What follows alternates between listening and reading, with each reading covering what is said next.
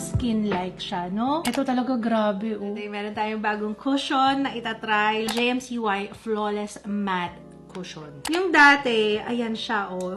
Basic na cushion packaging. Pero this time, yung bago, magnetic na. Kung refill lang, madali lang tanggalin. For all skin types as well, pero best siya for normal to oily skin. I have oily skin, so let's try this out. Let's watch LC01 or Vanilla. LC02 or Natural Ivory. LC03 or Almond. LC04 Sand. LC02 tayo. Natural Ivory. Okay, nag-skin prep na ako. Serum and sunscreen lang yung aking ginamit. May correct way pala to apply this cushion. So, tatap muna natin here. And then, dun sa pinaka-likod nung cover, i-activate pa pala natin to. May ganun pala. So, mag-start tayo on this side. Ganda nang magkaka-blend out niya.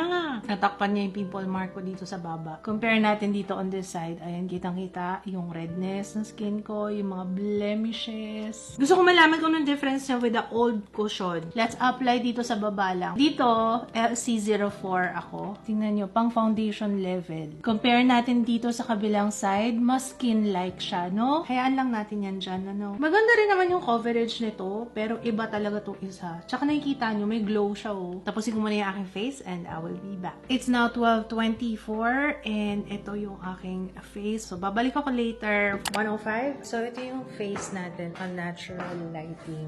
3:35. In fairness, wala pa ako sa aircon na. 5:01 p.m. Vlog tayo, tara. Tanggalin muna natin yung pawis. Basa yan, oh, wala siyang transfer. Very minimal. Oh, marami pawis ko. Galing akong nagbike. It's now 9:18. JMCY cushion, ang mura, pasok sa budget, okay sa oily skin, ang fresh tingnan. Definitely, yes sa akin.